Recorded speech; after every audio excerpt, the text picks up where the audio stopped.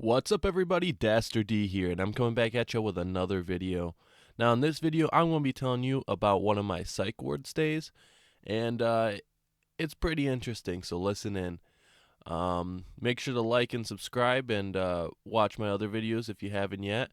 They are not very good. I am still working on video editing and stuff like that. This is a new channel, so bear with me at the moment.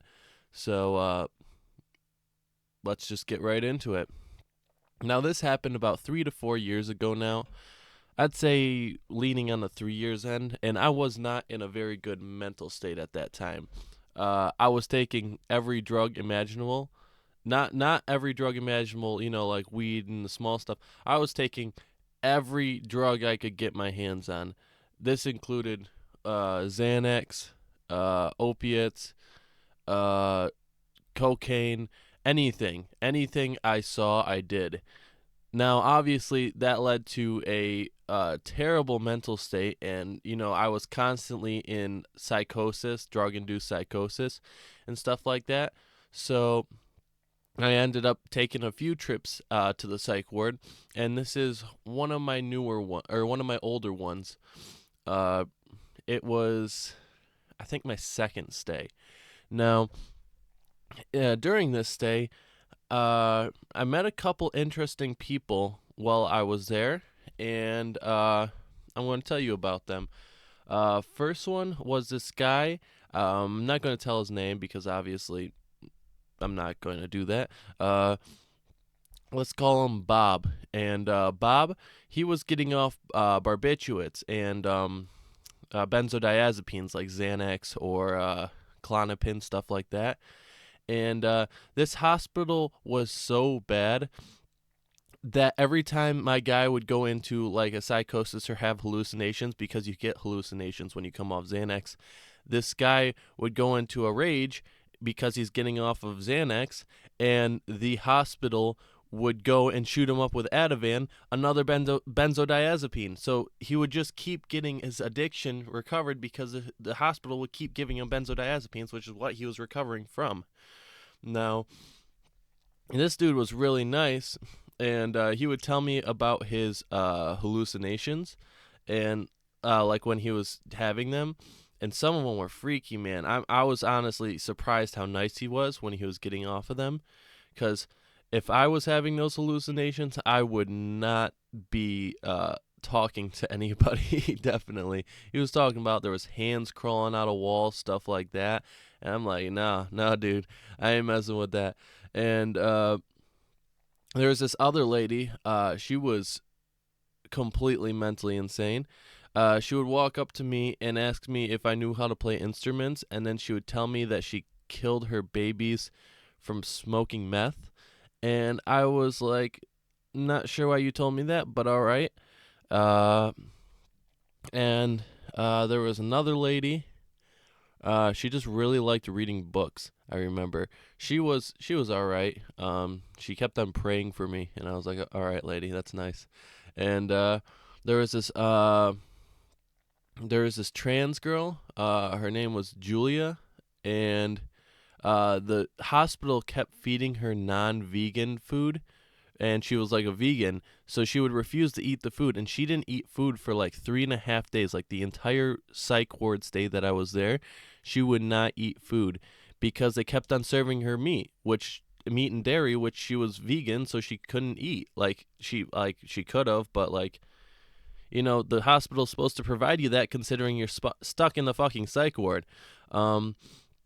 So I ended up getting a plate. I got my plate of food, and she didn't, get her food, the right food, and she kind of slammed her plate down, left because she still couldn't eat for her 4th day there. So I took my plate and I fucking whipped it against the wall, and I did like a little protest thing, and then they shot me up with Ativan. It doesn't make sense. Why do hospitals shoot you up with Ativan when people are getting off drugs in the psych ward? Why are they giving you more drugs? Why don't they just give you counseling? Obviously, I was not in a psychotic mood. I wasn't attacking anybody. I broke a plate against the wall.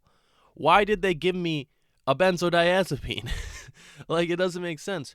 The entire stay there, also, we never met a single doctor. Not a single doctor was on site. They brought a doctor in every 30 minutes every day from a phone call, from a Zoom call. And mind you, this was past Zoom times. This was past COVID. Yeah, so it was 2021, I would say. So it was still kind of during COVID, but the doctor would come in on a Zoom call behind the physician doctor, the big nurse lady. I don't remember her name, but he would come in on a Zoom call, so we wouldn't get proper medical treatment or proper psychiatric treatment because we're just talking to a guy on a phone. And we would only get 15 minutes with this guy so he could tell us whether or not we were crazy over the phone. It didn't make any sense whatsoever. There was no actual treatment at this facility. But nearing my end of this stay, there ended up being a lady who came in around 3 a.m. And she came in screaming for Suboxone. And if you don't know what Suboxone is it's a treatment for heroin addicts, people who get off opiates. And the thing it does, it's not a good treatment. Suboxone is just a replacement addiction. So you take Suboxone and it's just as strong, it's just as good as heroin, I guess you want to call it good. But you take it and it just gets you addicted to Suboxone. The only way you can get off Suboxone is more recovery, like addiction treatment. It doesn't make sense. All this addiction treatment stuff is just getting you on another drug. But past that, she's screaming for her Suboxone, and no one's giving it to her because the medication, it's at like 3 a.m., and the medication comes up in around 11 a.m., so she had quite a few hours, and she's screaming at the top of her lungs that she needs her Suboxone now.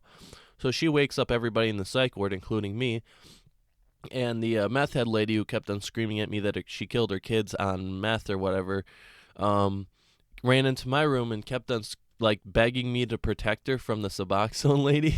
And I was like, all right. And I'm just standing there in front of the hallway, and she's looking at the window, and she sees a pharmacy behind so there's like bulletproof glass between her and the nurses, and she can see the pharmacy behind there where they serve the drugs and stuff. Now, this is a terrible setup, obviously, because there's only one layer of security between the patients and the drugs. Who thought that was a good idea? Why isn't there 2 doors? It's called a man trap. You just put 2 doors there, and then people can't go straight into the pharmacy. Now, this lady, obviously, they locked her out, and she couldn't get in, so she decides, I'm going to slam my head against the window as hard as possible, the bulletproof glass, and hope something happens. Now, I didn't expect anything to happen.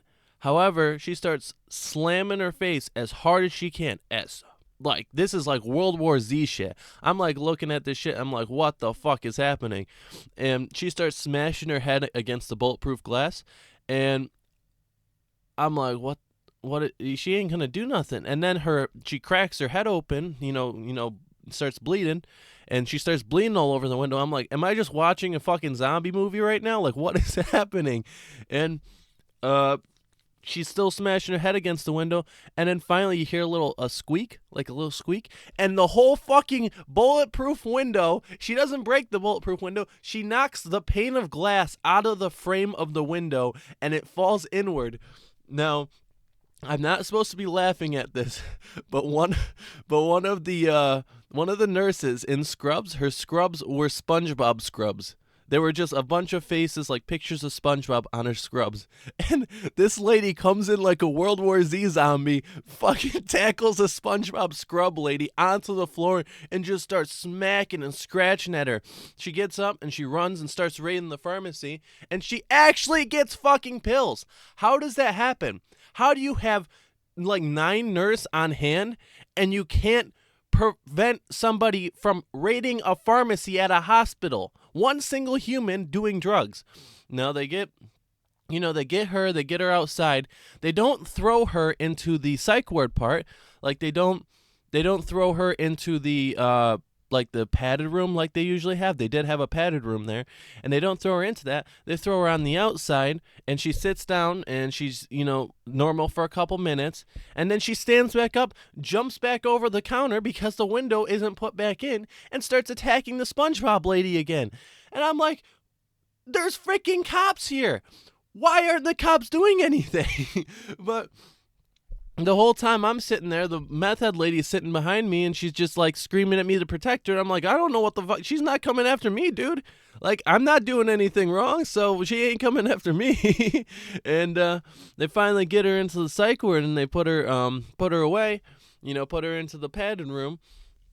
And she ends up, chilling out and coming out after a little bit. And nothing really happened. They didn't put no charges against her, nothing, which was really surprising. And I thought, eating somebody's face basically after begging for drugs the whole time would get you a prison sentence, but I guess not. Yeah, that was an interesting night right before I had to leave. Yeah, it was definitely interesting experience, and it definitely calmed me down for a little bit of time.